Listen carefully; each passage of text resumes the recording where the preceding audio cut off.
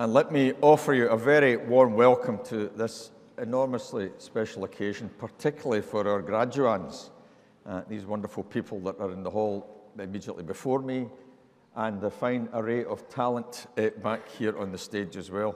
And they'll be coming across the stage over the course of the next 45 minutes or so to receive the ultimate reward for all their hard work as I graduate them as Strathclyde graduates as they go forward.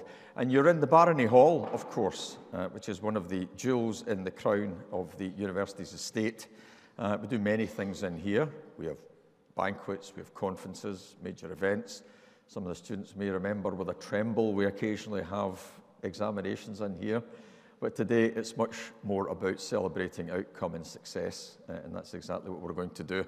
To the families, friends, mothers and fathers, pals, all those that have helped you on your journey, a particularly warm welcome to all of you. This is a fantastic culmination to the hard work that you've all been involved in. And to the graduands, as you currently are, you'll be graduates in about 45 minutes. When you come across the stage, you'll come up the steps, you'll get your hood put upon you, depending on what degree you're having, and then I'll cap you, ever so gently, because of the hairstyles that are in show today.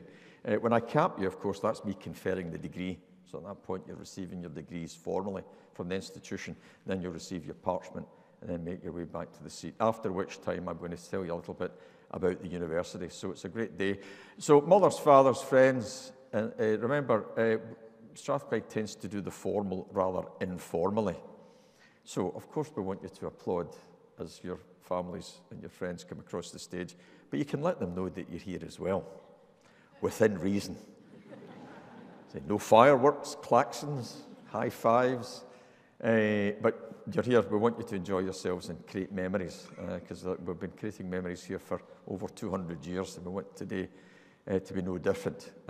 So this piece of furniture that I'm standing before, that's not to separate me from each of you, but it's a signal of how we used to do things. I have knelt on this piece of furniture 3 times for my bachelor's degree, my master's degree, my PhD, and the times where we were perhaps not so egalitarian, when you knelt before the Chancellor or the Vice-Chancellor, so we don't ask you to kneel now. You might have to kneel to allow me to cap you right enough, but I will look you straight in the eye and cap you, and you'll be on your way. So today is always a very special day. Very selfishly, for 30 seconds, it's a rather special day for me, because this is the last ceremony that I will preside over as your principal. Having worked in this wonderful institution for 41 years, and I've been principal for almost 16 and a half years, it's my great privilege to be presiding over this final one of the season. As an engineer, I'll give you an engineering approximation.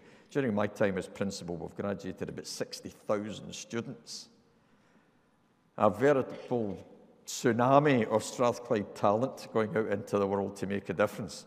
And today is particularly special for me. And for all of you, occasionally we add some additional enjoyment and a feature of the graduation ceremony. And today is one of those days where we enjoy celebrating the achievements, the contributions of highly accomplished individuals within their professional lives, contribution to society, and indeed contributions to this institution. And today is my great pleasure, professionally and personal delight, to note that Lady Eileen MacDonald, who is immediately to my left, will be honoured by the university for all the contributions that she's made over many years in this place.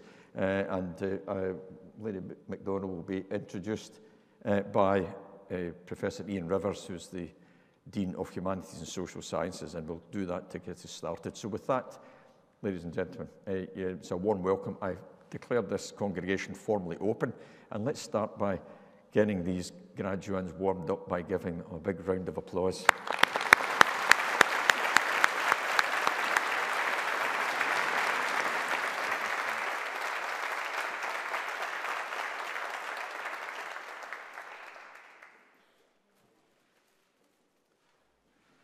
Principal and Vice-Chancellor, I have the honour to present to you Lady Eileen MacDonald.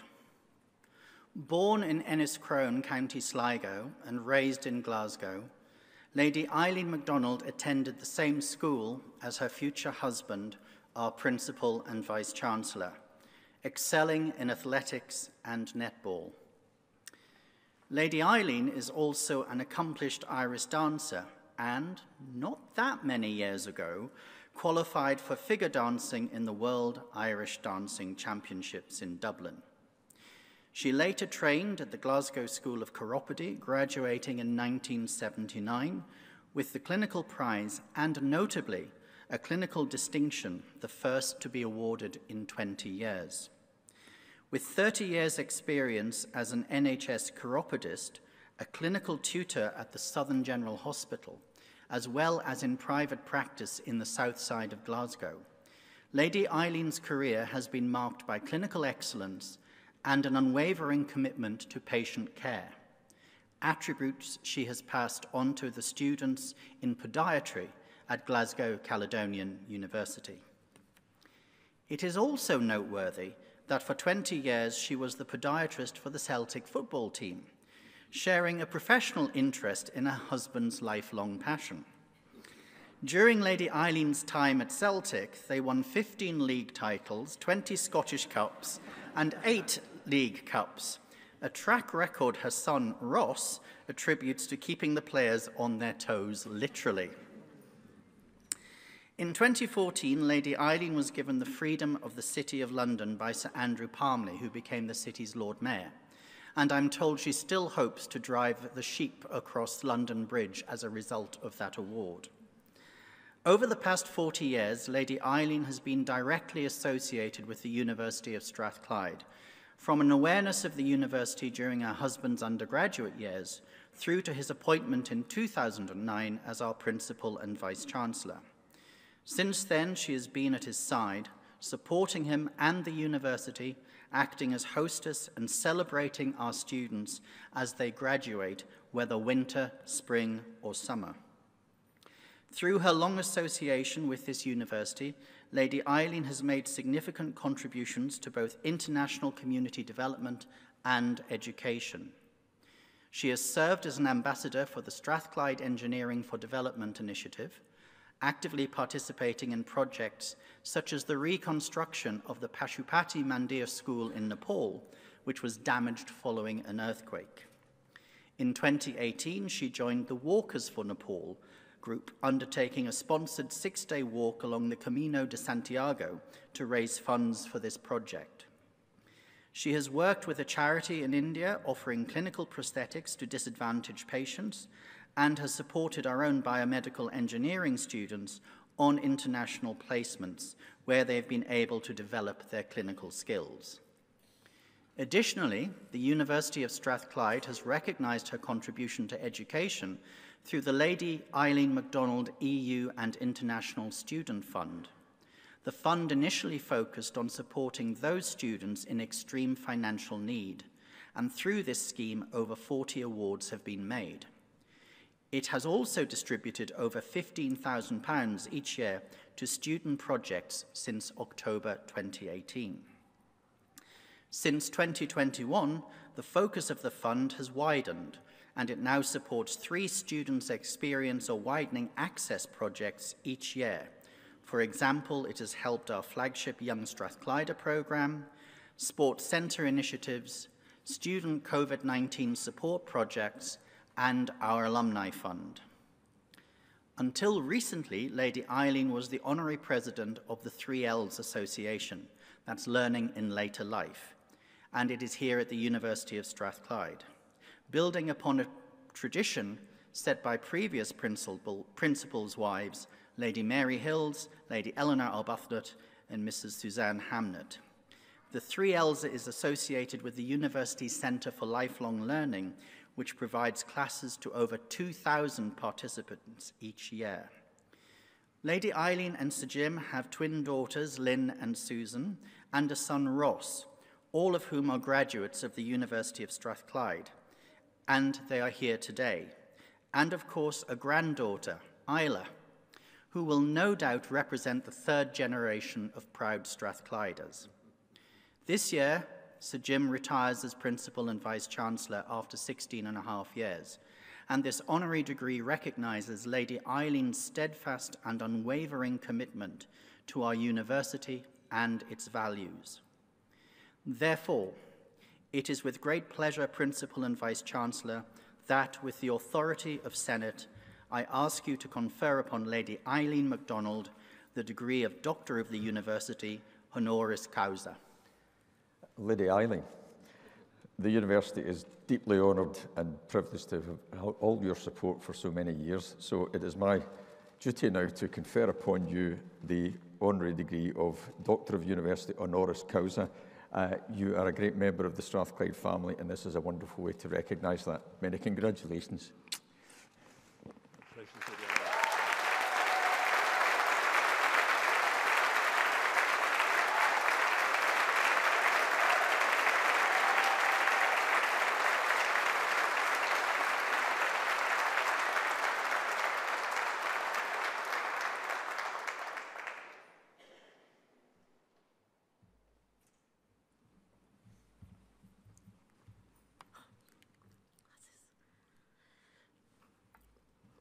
Principal and Vice-Chancellor, Strathclyde graduates, and to all of you in the hall, good afternoon.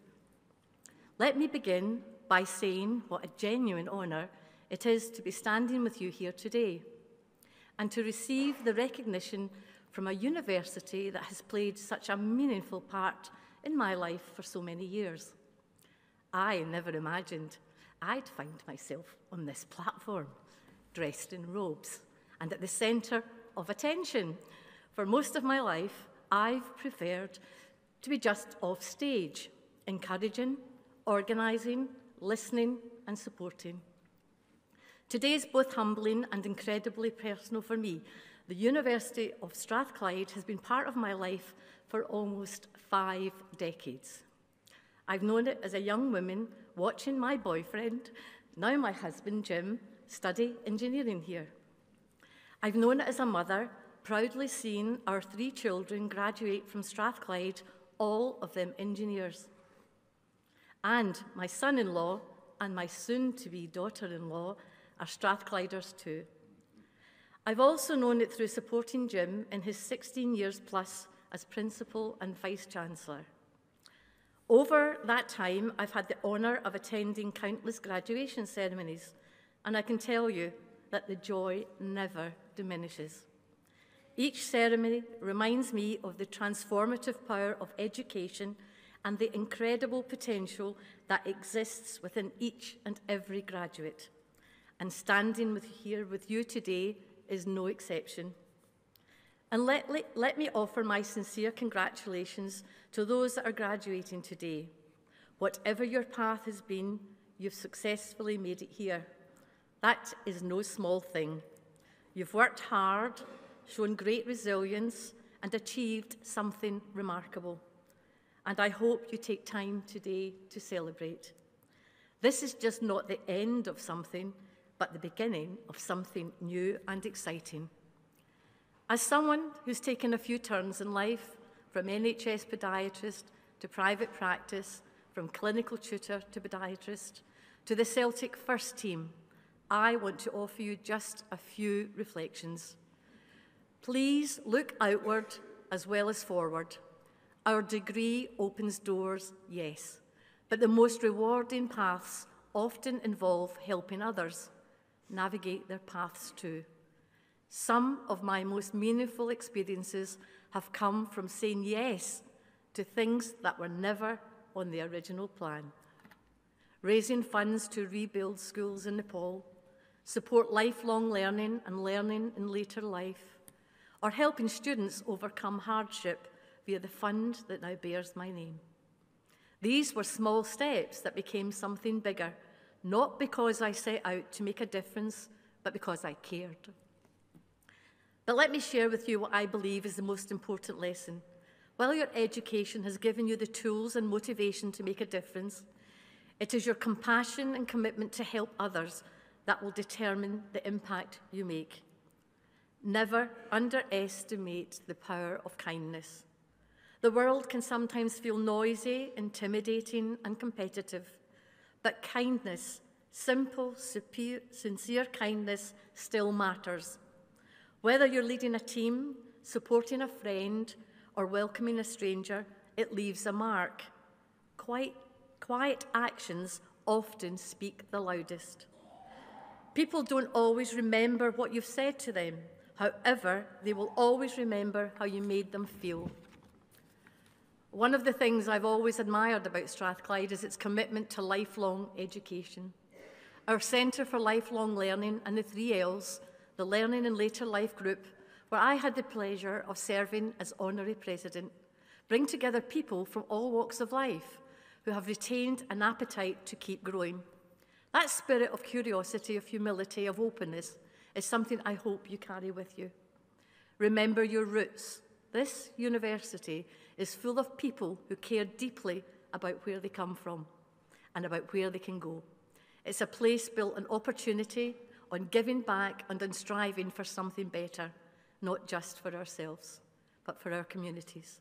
I've seen that spirit in my husband's leadership, in our children's education, and in all of you here today.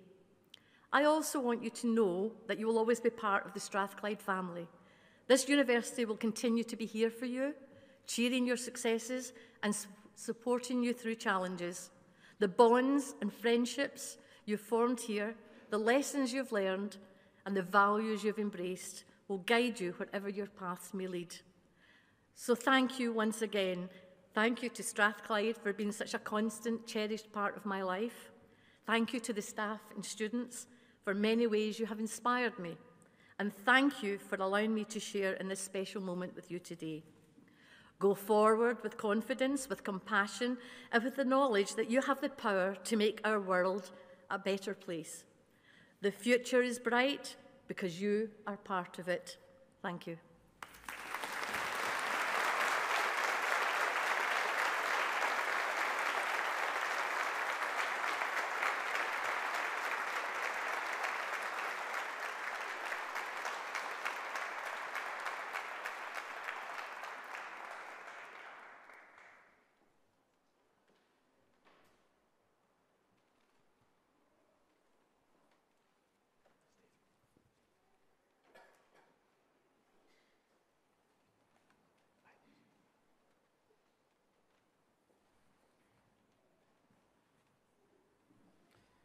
Principal and Vice-Chancellor, in the name of the University and by the authority of Senate, I present to you these students.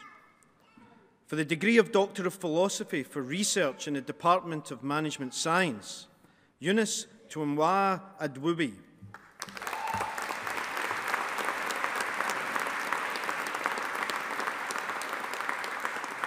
Shraddha Rahul Gatkar.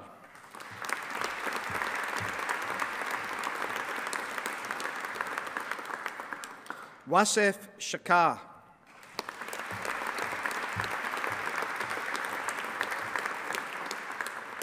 Go Shi.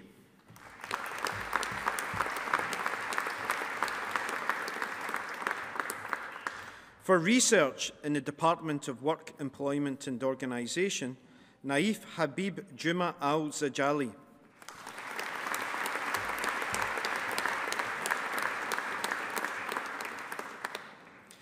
For the degree of Master of Science in Business Analysis and Consulting, Hatim Katabi.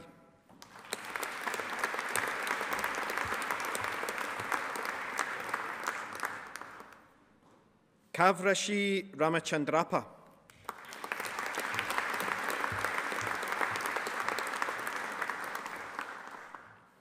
Ahmed Saif.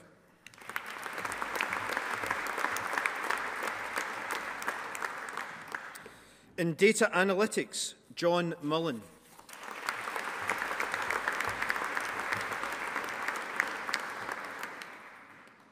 In Project Management International, Andrea Alvarez Carrion.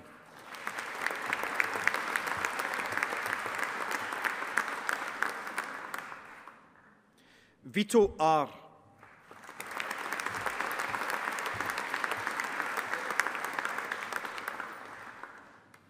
Francesca Elisa Baroni.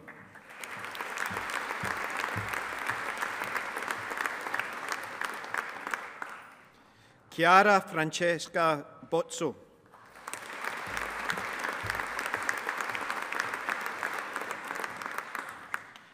Lucrezia Ilaria Brugali.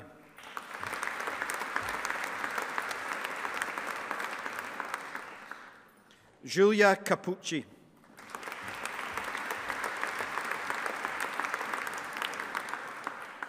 Federico Juan Caprilli.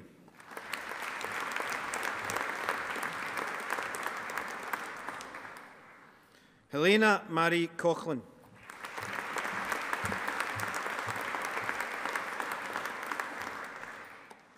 Carolina Espinosa Paniagua.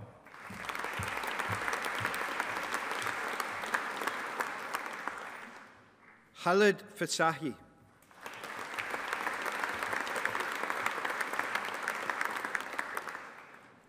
Varshav Fakroji Gawas.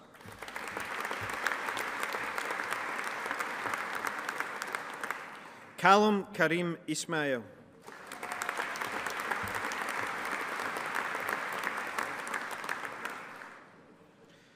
Kirtana Kanagaraj.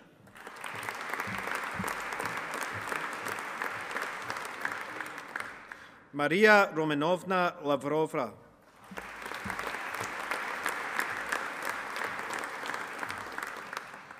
Victoria Jerome Lesor.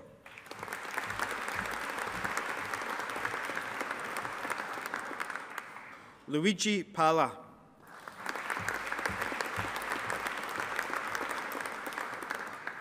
Joanna Juliana Ramirez Tovar.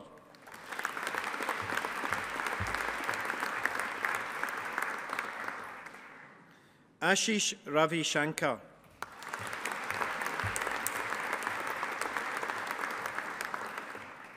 Georgios Rontiris.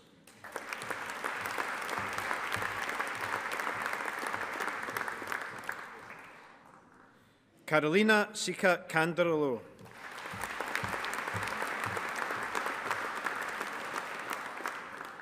Anne Singapuli Arikige Doni.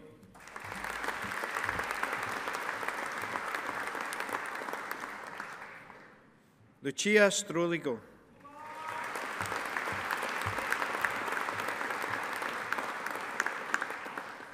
Eduardo Tartaglia.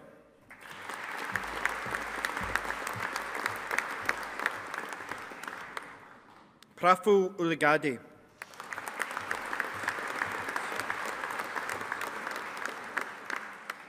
In International Human Resource Management, Maria Papasifaki.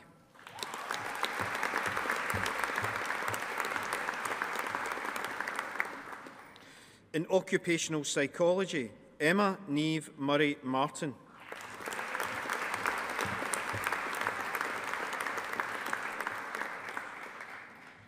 For the degree of Bachelor of Arts in Business Analysis and Technology, Subaiba Saif Salim Al-Jabri.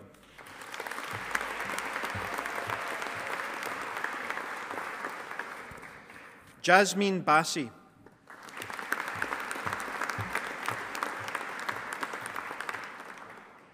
Ellie Bowes.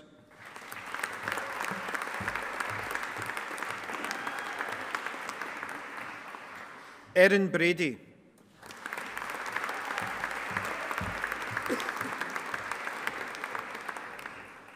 Roisin Ann Cameron Coyle.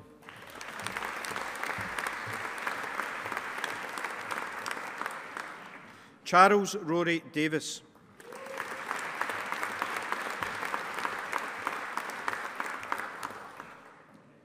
Molly Elizabeth Green.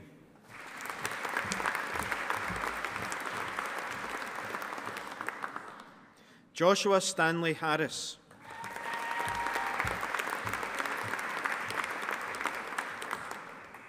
Callum Jones.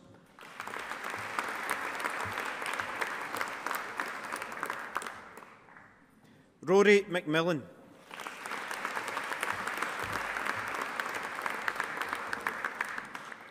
Louise Masson.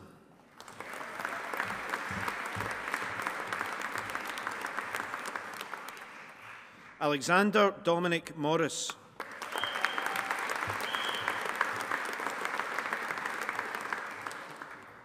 Shay Anthony McAllister.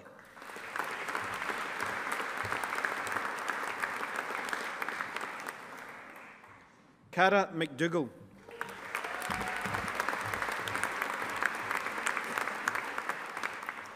Jack McKee.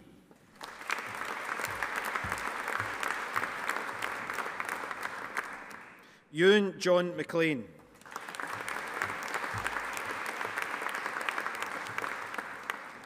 Ben Thomas McMillan.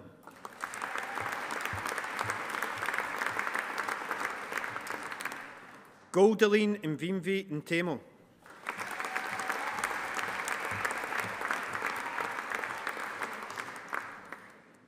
Nathan Ting Zhu Han.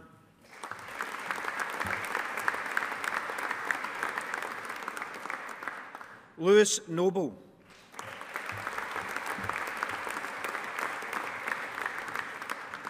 John Paklajan.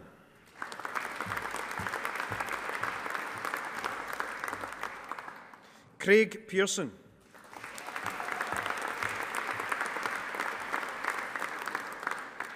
Tegan Pearson.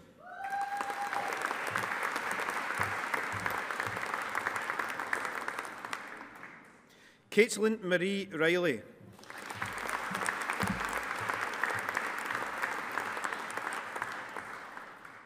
Billy Ross.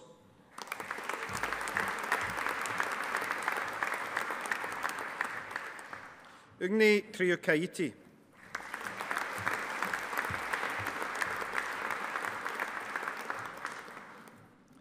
In Business Analysis and Technology and Business Enterprise, Khulud Khalid Abdallah Al-Salahi.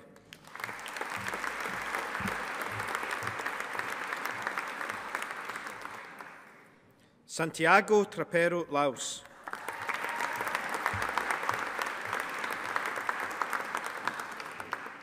In Business Analysis and Technology and Business Law, Martha Eo Bassi.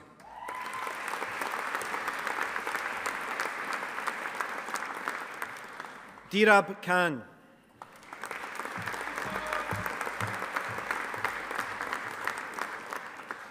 In Business Analysis and Technology and Economics, Alberto Garcia Rodriguez.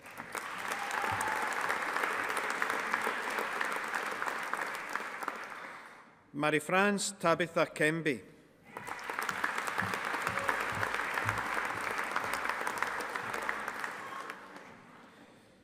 Connor Moore O'Farrell.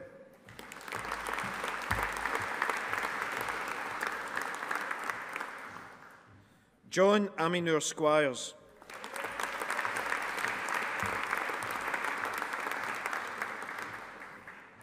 Sergio Sulaj.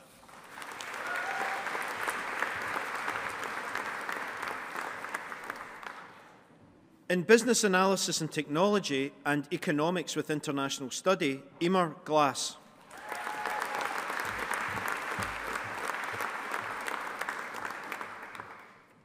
In Business Analysis and Technology and Finance, Declan Thomas Fisher.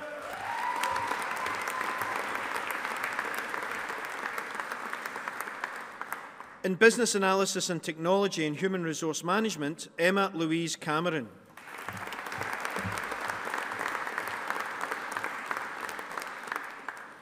In Business Analysis and Technology and Marketing, Fajr Hussain Ahmed Al-Lawati.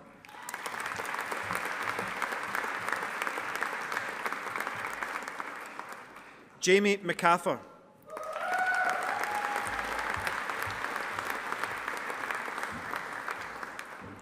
Ryan Matidji.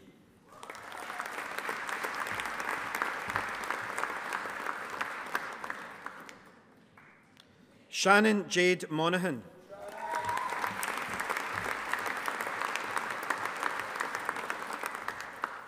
Katie Pride Richmond.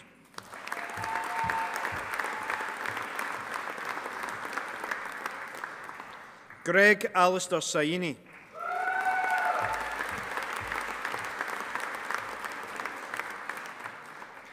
In Hospitality and Tourism Management, Brooke Callanan.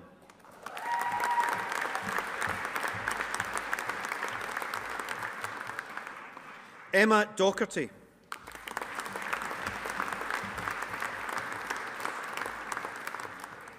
Katie Courage.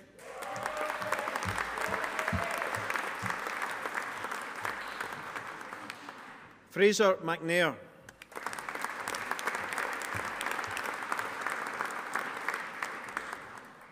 Victoria Pavlich.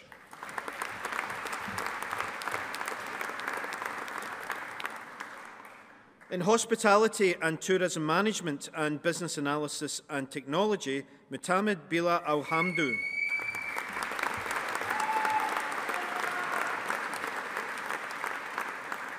In Hospitality and Tourism Management and Human Resource Management, Isabel Ann Derbyshire.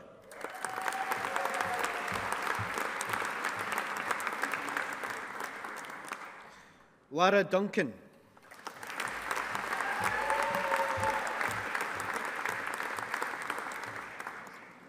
In Hospitality and Tourism Management and Marketing, Freya Brown.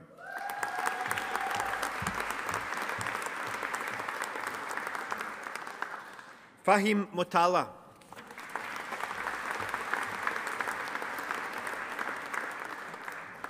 Rebecca Kelly Patterson.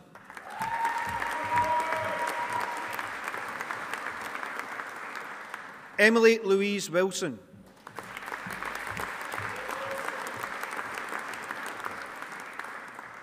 In Hospitality and Tourism Management and Marketing with International Study, Bonnie Lennox.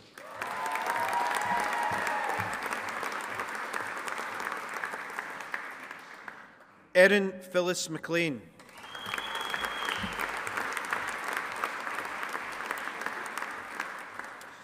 In Human Resource Management, Alistair Adam.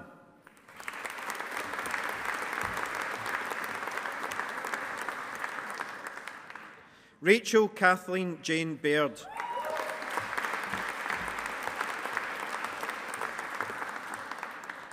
Nathan Basil.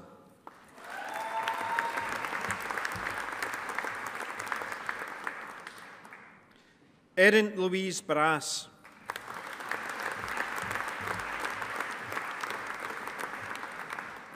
Callum Brennan.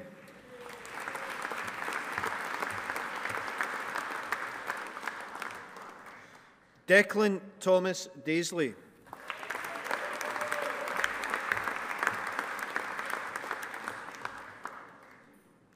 Aisha Mohammed Zahir El Nagar.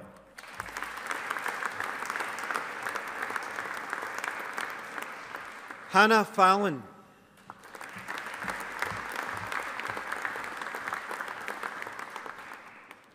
Fraser Thomas Fergie.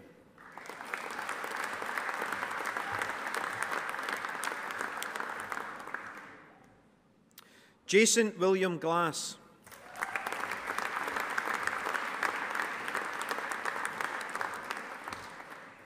Chep Echo Jackson.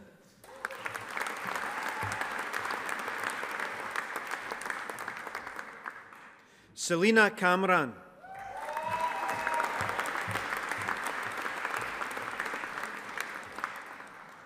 Ailey Jane MacDonald.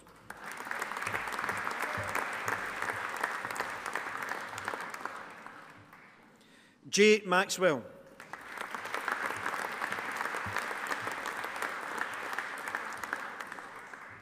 Alexander McFarlane.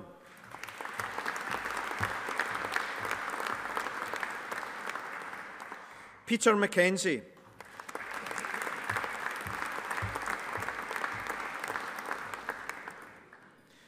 Brogan Amelia Melville.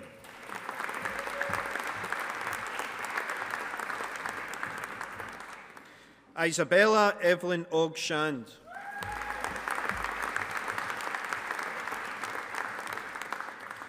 Luke Robert Patterson.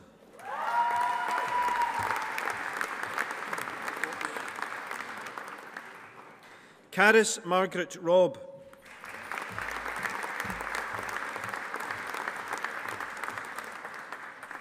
Kasim Sharif.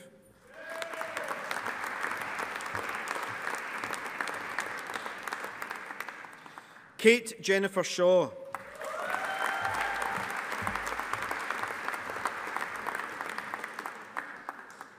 Haris Ur Rehman.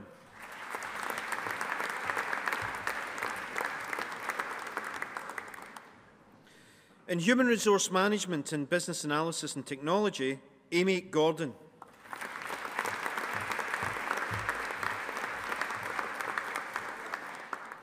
In Human Resource Management and Business Law, Olivia Finlay.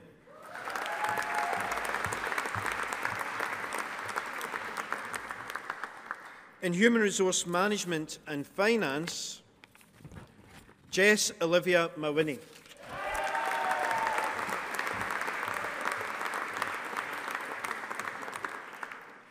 In Human Resource Management and Marketing, Louise Black.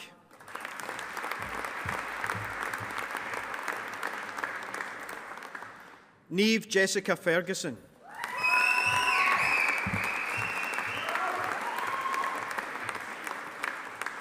Sophie McKean.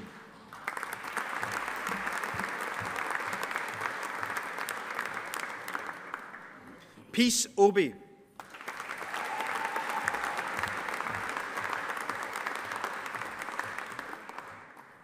Grace Patricia May Owens.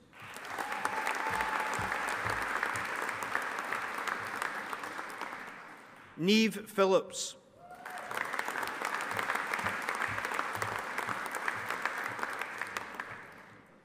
Owen Duncan Smiley.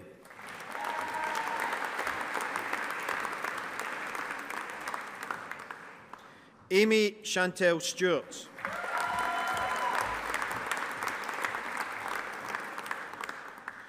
In Human Resource Management and Marketing with International Study, Ellie Louise Reid.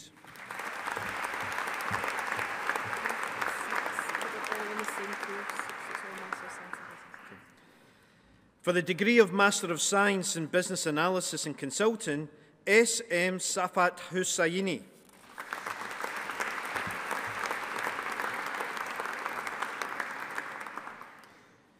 Ninad Ankush Jadhav.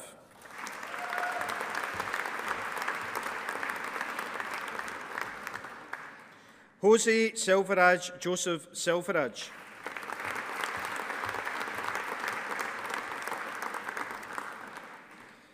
Pranita Ratnakar Shetty.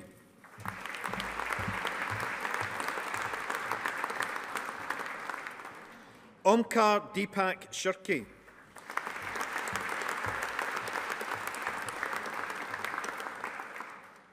Mohammed Daniel Khan.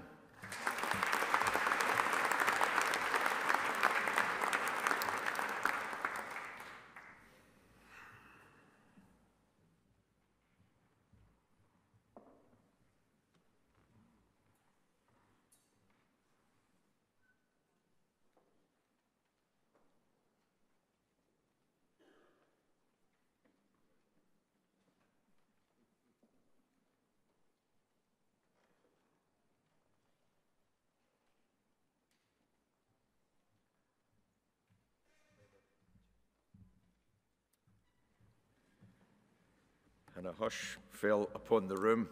Let's give this class of 2025 a big round of applause.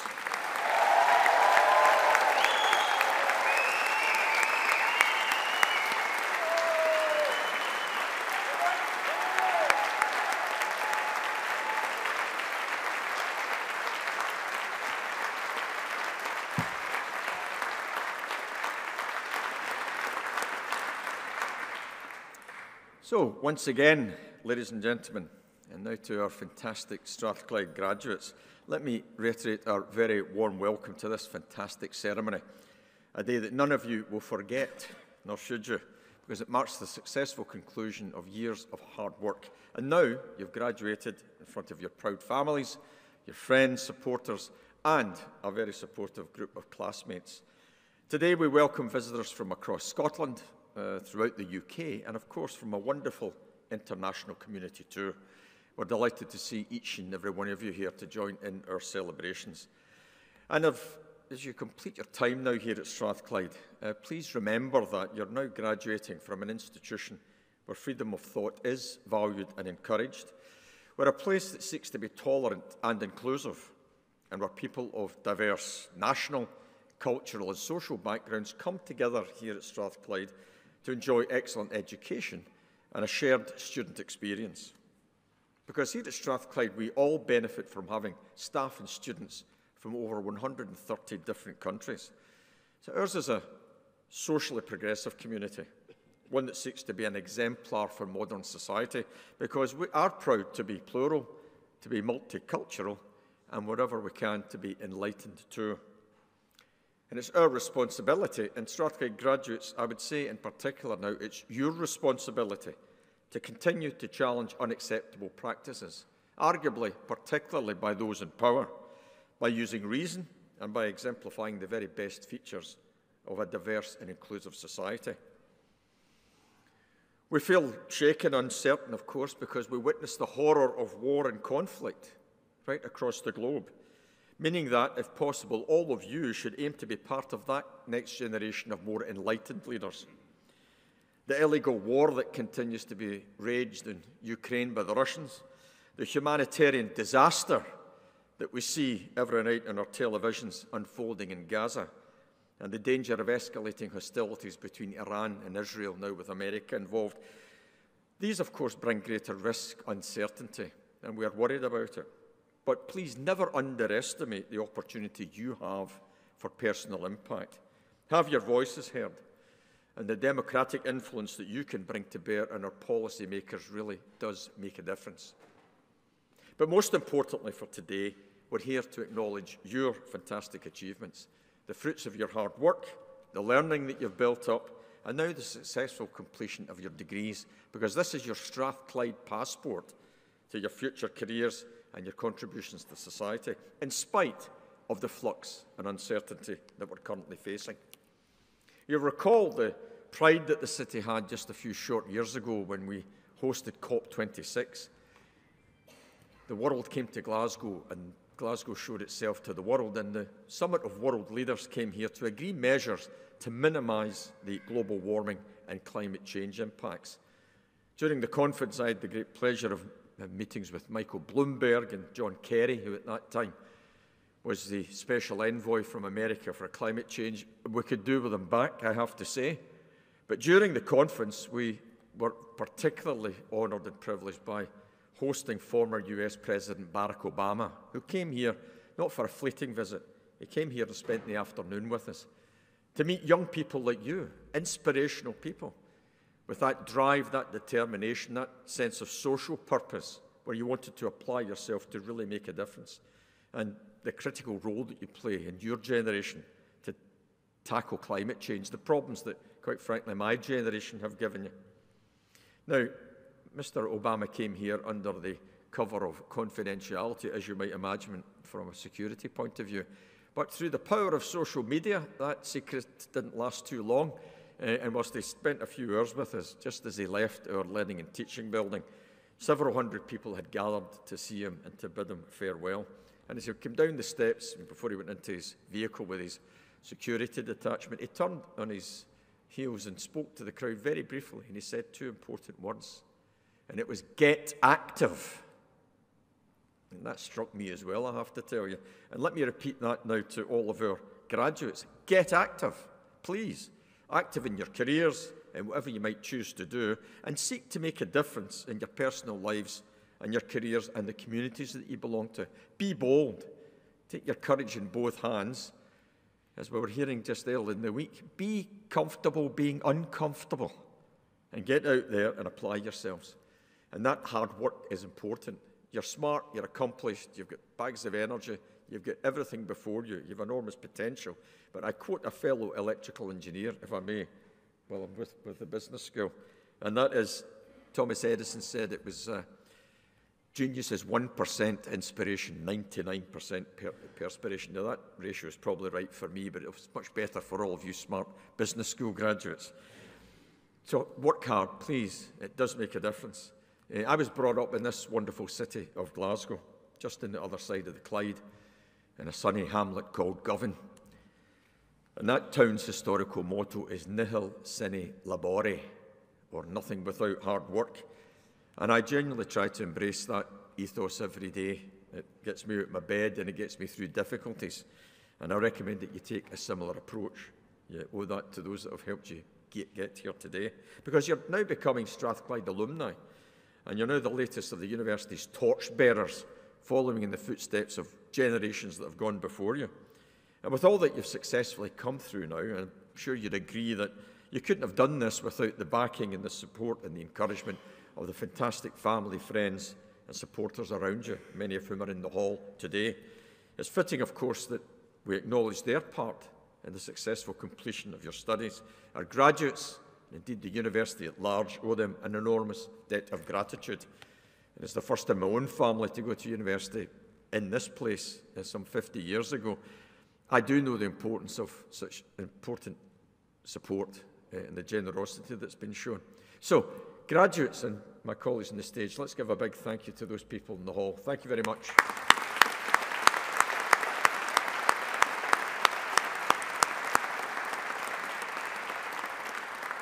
And for our fantastic academic staff and support staff too, this is genuinely a very important day, the highlight of the academic calendar, because ultimately your success is their reward, because they've worked hard to provide you with high-quality education and a first-class student experience for all of our students, regardless of background. So, graduates and visitors in the hall, please join me in saying a big thank you to our excellent staff.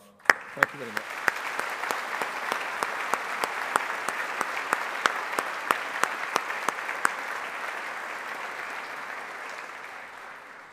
And another thing to bear in mind when you leave here, please retain the fact and the knowledge that your institution was established in 1796. We are now 229 years old, although I prefer to lead this university like a 200-year-old start-up organisation with that sense of purpose, drive, innovation and entrepreneurship, as in the time of our establishment. And throughout our history, the University of Strathclyde has remained truly faithful to our founding principles. And we were established, and I quote broadly, for the benefit of all mankind, making a difference.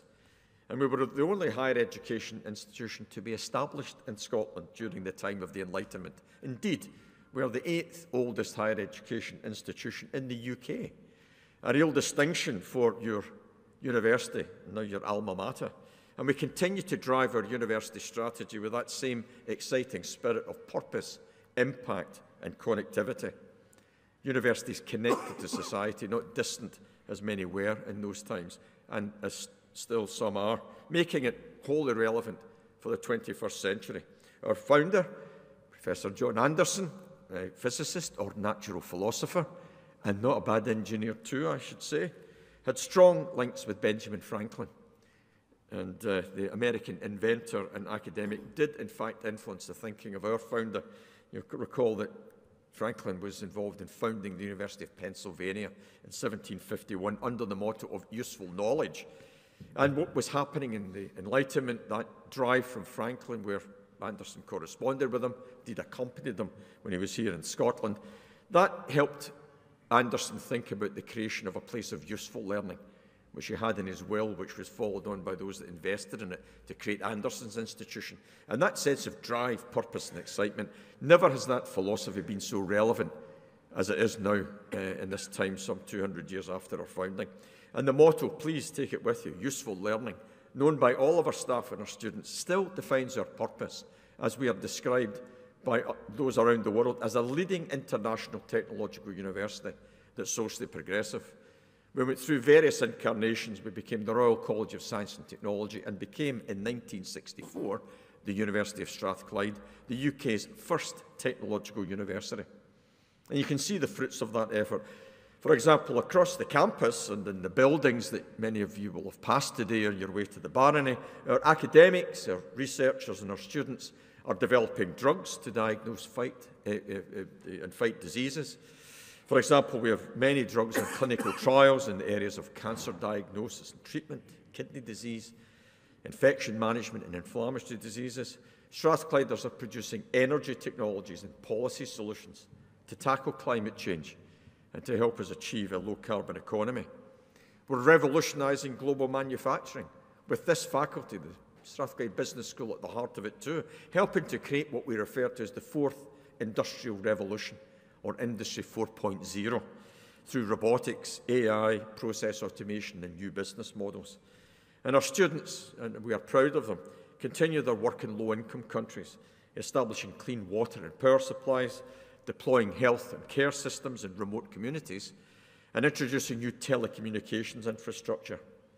As you heard tell of earlier on, they're transferring knowledge and bringing prosthetic limb and biomedical engineering technologies to those in need, particularly in Southeast Asia. And we're working to inform public policy. And this faculty, and these departments in particular, do that in great effect in education, health, work practice, energy, innovation, and so much more, as well as challenge the politicians. They have a tough job, but we should give them the evidence, the support, and the pathways to delivering on their promises. And our staff in the Technology and Innovation Centre, building down in George Street, the TIC building as we refer to it as. In fact, I think today is exactly the 10th anniversary since the late Queen, Her Majesty, Queen Elizabeth II and Prince Philip came here to open what was to become a major trigger for Strathclyde's impact nationally and internationally, working in, at that time, energy, photonics and pharmaceuticals. I've already quoted Thomas Edison when he was driving things at the end of the 19th century and the beginning of the 20th century. He called his technical teams in his laboratories his inventions factory. Well, let me tell you, Strathclyde has become Scotland's and the UK's innovations factory, making a difference, translating our research. And we've reinforced our position in that space by having created the country's first innovation district, just sitting in the heart of it, the Glasgow City Innovation District. We've helped support the entrance of about 1,600 companies into this city, everything from medtech to fintech, quantum technology, AI, advanced communications, and space technology. And who knew that outside California, Glasgow has the biggest small satellite manufacturing capability in the world? These companies, led by Strathclyders, many of them certainly employing Strathclyders from the business school, engineering, science, humanities and social sciences, driving a new technological revolution with that fervour that our predecessors in business industry could imagine. And people invest in us. At any given time, we carry a portfolio of about £250 million of research. But about 3 or 4 years ago, one of our alum from the Strathclyde Business School, Charles Wang, whom you probably have never heard of, donated £50 million to Strathclyde, the largest philanthropic gift in Scottish higher education history. He did an MBA and a PhD from the business school. And whilst you don't know him, you took advantage of his technology.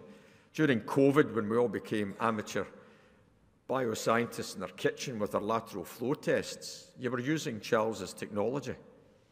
And his entrepreneurship, technological wisdom and access to markets helped many of us survive that journey of challenge for about a year or so. And out at the airport, we also have our second innovation district, the Advanced Manufacturing Innovation District for Scotland, capturing again for Scotland what we'd given up so easily 40 or 50 years ago. We make things again in Scotland. We'd given it up for the service industry, albeit the service industry is important, but making things and building high-quality jobs and centering supply chains in and around Glasgow and Scotland at large really matters. And we're doing it out there in aerospace and energy and medical technologies and pharmaceutical manufacturing with companies from Rolls-Royce, Boeing, GSK, AstraZeneca and many more. When you're heading off for your holidays from Glasgow Airport, look to the north-east of the runway and you'll see a large building with a purple serrated roof and another large building adjacent to it. That's the National Manufacturing Institute and the Medicines Manufacturing Innovation Centre. And in the next 12 months, we'll have opened our Advanced Net Zero Innovation Centre, decarbonising transport, and we're working with our partner CPI, creating an oligonucleotide advanced centre for manufacturing. The medicines capability that we didn't have during COVID, which we're now building the infrastructure again, with Strathclyde at the heart of it. So, this is what useful learning means in the 21st century. We provide business and industry with the tools that they need to be more innovative, to be productive, driving economic growth, and particularly for the people of this city, improving their quality of life and helping them to be more sustainable and healthy. The most important thing we do, of course, is transform people's lives. And I've talked about all this research. Our most important contribution to society is all of you graduates. It's you that we've capped today, securing your degrees. That's the biggest contribution. You're the leaders for the next few decades. You know, be ethical, be moral, be ambitious, be energetic, and go out there and make a difference. As I said, Strathclyde has been doing that now for many, many decades in our current format. But transforming people's lives and the lives of their families really matters. We still take a large number of young people from communities that don't have histories of university connections. First generation, if you like. And this is some of the reason that we've had such a chain of external recognition. Every year we have in the UK what's called the sectoral Oscars, or the Times Higher Education Awards. We remain still the only university in the UK to have won University of the Year twice. Under Professor Hillier's leadership, we were Entrepreneurial University of the Year. The Sunday Times has named the Scottish University of the Year.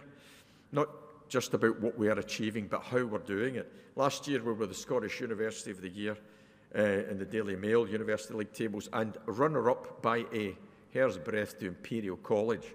That's the company we're keeping these days. And just last week, I was delighted to see Strathclyde being the largest riser in the QS World Rankings, putting us very comfortably in the world's top quartile for research and education quality. So please see this as Strathclyde having a disproportionate impact through you, through our excellent academics, our support staff, our facilities, creating value and opportunity. We're a driver for sustainable economic growth. And in this country, you can't have failed to notice that there's lots of headwinds in our sector. And that's down to policy decisions that have been made by successive governments, particularly over the past 5 years, the economic difficulties that we're still facing. But Strathclyde remains resilient. The Scottish University puts about £1.2 billion into our sector, and we deliver back as a sector about £12 billion of gross value add into the Scottish economy. That's not a cost to society. That indicates that we're an investment, and we need to bear that in mind. And imagine cities without universities. And in some places, that's perilously close to being true. But Strathclyde continues to drive forward the strategy in the same way that we have done for such a long time. And the Strathclyde Business School and the Departments of Management Science and Work Employment and Organisation give me great encouragement for what we're doing next. And I could give you a whole list of accomplishments. I won't, but just a few highlights. In Work, Employment and Organisation, they've produced the first ever spin-out from the Strathclyde Business School. And it was launched as a cloud-based software platform designed to help disadvantaged people into work. It's called MyEmploy, utilising questionnaires and machine learning and psychological research to understand job seekers' needs and provide tailored insights and predicted outcomes. Socially progressive, technologically driven, but a sense of impact. In management science, they've just concluded an evaluation report into Scotland's first rapid cancer diagnostic service, published by Strathclyde and the Centre for Sustainable Delivery. It's providing insights now into cancer diagnostic rates, waiting times for confirmation for patients and referrals back to primary care or diagnosis with other non-cancer treatments, again, touching and affecting people's lives.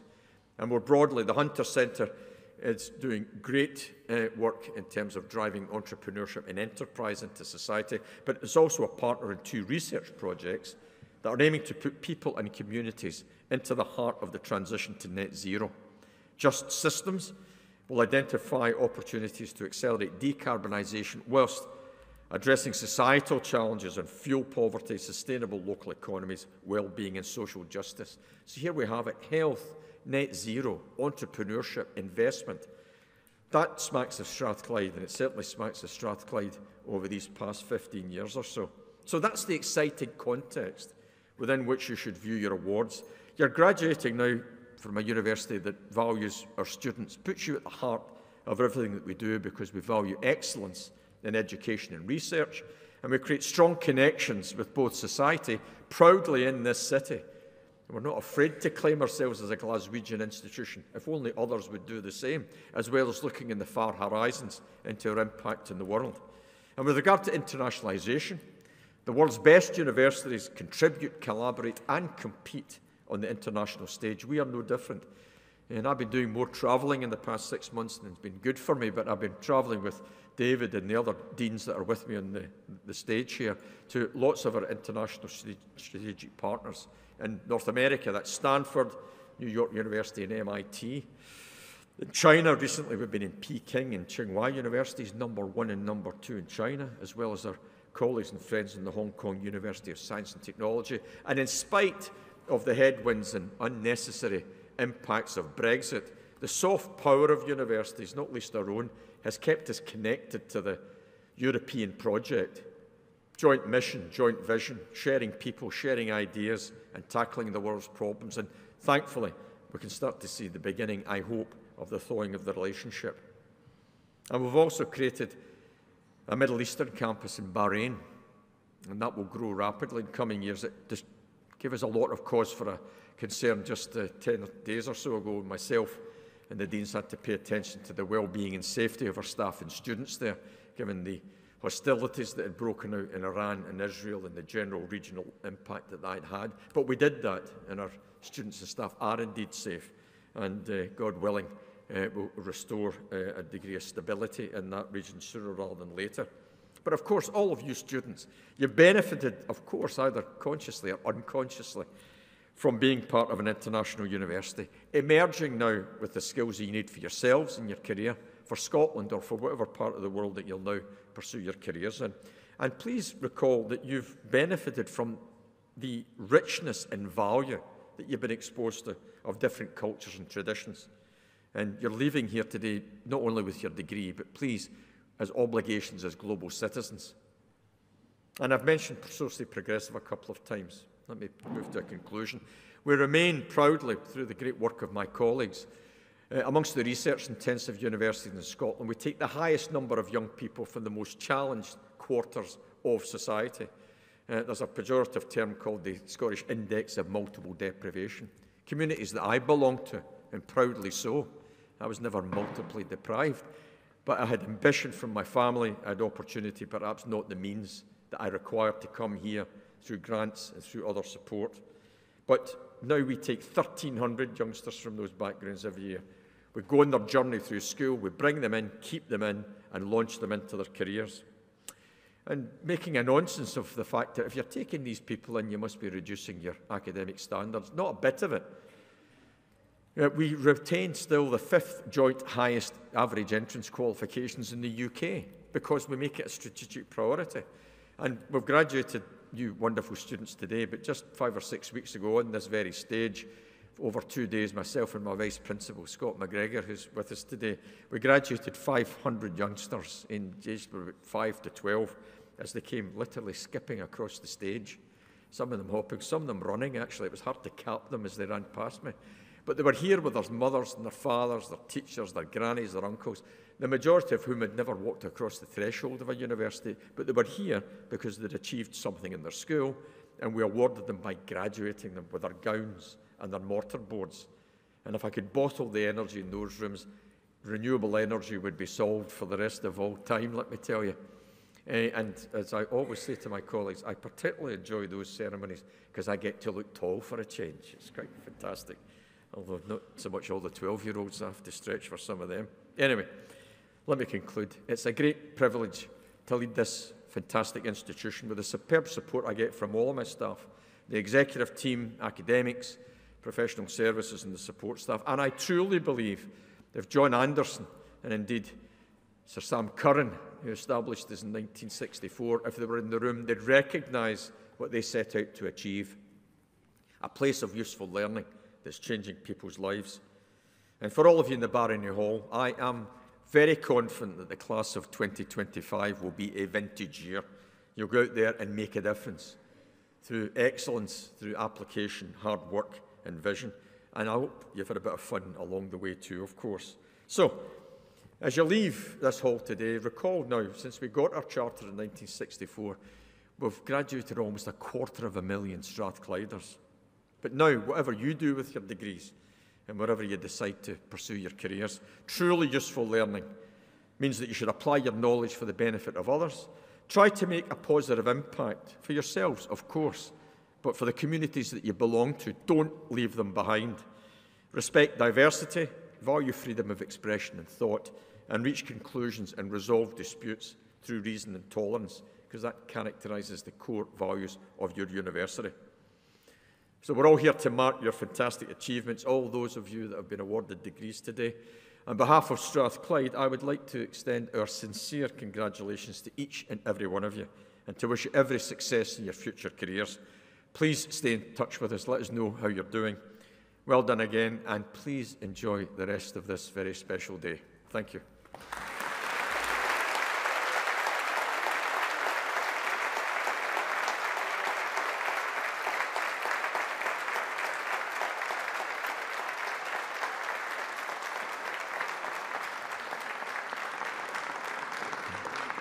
Well, with the power of digital communications, I've just been given the thumbs down from the back of the hall, which means it's raining. Oh. However, those of you that wish to brave the elements are cordially invited. Once I close the ceremony, the stage party will process down the hall. Please join us, graduates and families ultimately. But please come to the Learning and Teaching building, which is about a 5-minute walk from here, or a 2-minute run, depending on the weather. There are refreshments and canopies there. Please come there. You'll be more than welcome. So with that, ladies and gentlemen, it's my great privilege to declare this congregation closed. Please join me with a final round of applause for these wonderful students.